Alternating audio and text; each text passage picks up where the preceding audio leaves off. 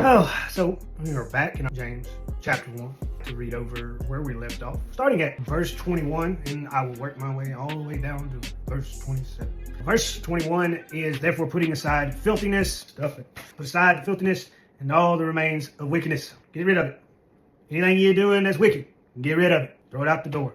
Trash it. In humility, come as you are, receive the word implanted, which is able to save your soul. So anyway, that's implanted in your mind. You receive that when you go to church, that implanted word thrown at you from the preacher. You're hearing it come from his lips, and it replays in your head, and you hear it in the music. You're constantly hearing that word, and you let that implanted word lay a foundation, set root, and let it grow, which is able to save your souls. I went over the topic, slow to speak, but everyone must be quick to hear, slow to speak, slow to anger. If we read on into 23, where it says, but prove you're doers of the word and not merely hearers. I love how it went from talking about how to be slow to speak and slow to anger and quick to hear. But when we get on farther down, we then see that it's not only just hearing it. There's lots of times where being vocal, speaking out, and know that something is wrong and saying, hold on a minute, I don't agree with this. So it's not just sitting back, being quick to hearing. You also got to give forth action. 23. For if anyone is a hearer of the word and not a doer, he is like a man who looks at his natural face in the mirror. For once he has looked at himself and gone away, he has immediately forgotten what kind of person he was. So I believe James is illustrating this in a way that most would understand.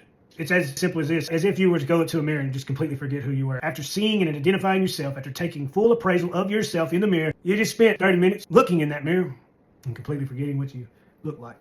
That's you walking out into the world and forgetting where you came from. That's forgetting that you're a child of God. That's you not showing the fruit of the Spirit. That's you not witnessing to other people. That's you not lending a helping hand to your brother or the ones that are struggling. That's you failing to hit the mark. You can spend all day looking at yourself, but walk out there and completely forget where you came from. So 25, the one who looks intently at the law of liberty and abides by it, not having become forgetful here, but an effectual doer. This man will be blessed in what he does, meaning you focus in on doing what's right.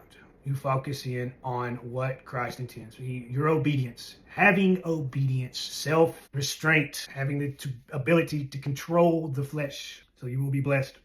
26, if anyone thinks of himself to be religious and yet does not bridle his tongue, but deceives his own heart, this man's religion is worthless. Man, this is the third time it's gone over keeping that tongue in check.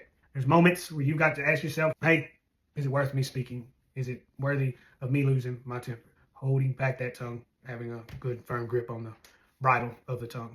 So let's keep in mind to refrain from lashing out with our tongues. Pure and undefiled on 27 says, pure and undefiled religion in the sight of our God and Father is this, to visit orphans and widows in their distress and to keep oneself unstained by the world.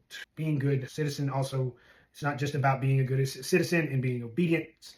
It is also helping others, orphans and widows. All of you to understand, and I'm applying this to myself included because I can't sound real self-righteous if I'm not as guilty as anybody else. But when we're talking about be doers, not merely hearers of the word, but actually putting in work and doing it, going out publicly confessing Christ, share the gospel, be bold about it, be present, be there, be doers of it, not pretenders. Take the mask off, be who you are, them Christ through your actions. I enjoyed that. It was really good.